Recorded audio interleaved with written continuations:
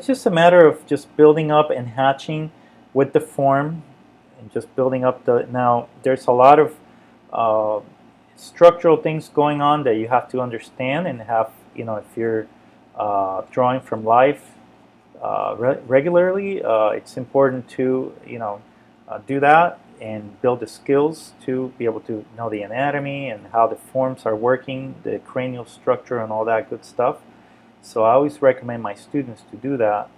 And there's tons of classes and workshops online that you could take. Um, and with just the most subtle hatches in the lights, okay, just going with the form and just bringing out those light values. And you could essentially take that back if it's too much, okay, and just lay those beautiful lights, subtle, very subtle lights that go with the form and describe.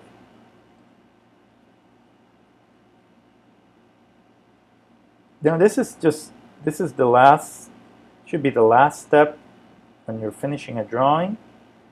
Um, and this, if you put the highlights too early, they have no context because you really can't compare them to anything else. So I always recommend that you put the highlights at the very end, and same with the dark, extreme darks.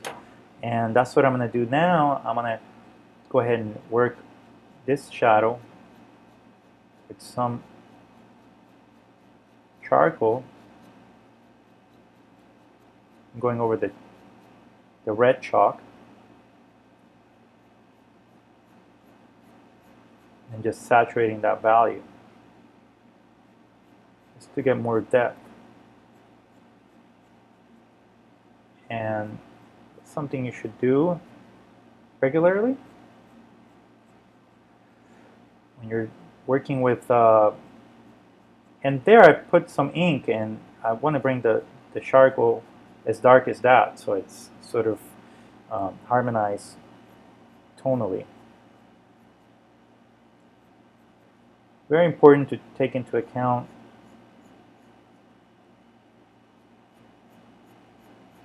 and you have to have a discipline to have the pencil sharpened completely, okay? So even that, it's giving me problems, so I need to sharpen that, and that's exactly what I'm going to do.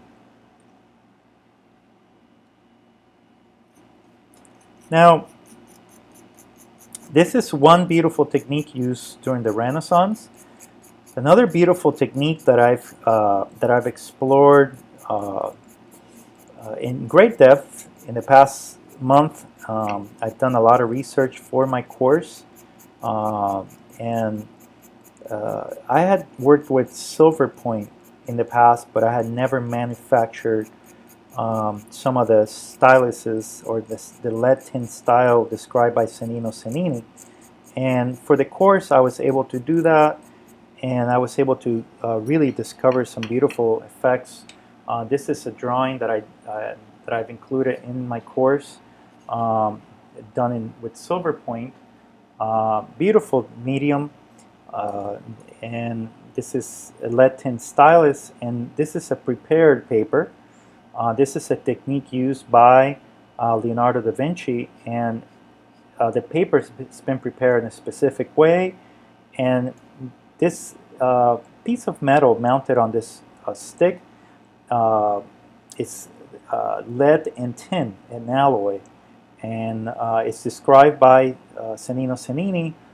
And when you draw with the style on this paper, it's just a gorgeous effect, very subtle. As you could see, you could do some amazing lines and build up some gorgeous, beautiful tones. So for those of you that are interested in Silverpoint, these are some drawings. I posted some of these on my social media, and it's a very beautiful, subtle effect.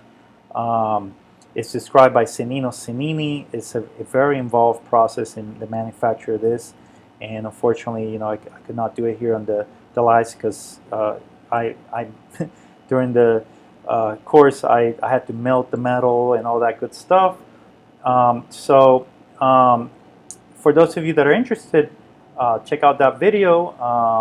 and it will be soon available on the Udemy channel, and I'll be sharing that beautiful technique. I've also done some other quick 3-crayon technique studies, and these are using the same technique but much looser. They're just quick gestures. So and there you can see here the same technique but just taken to a higher degree of finish.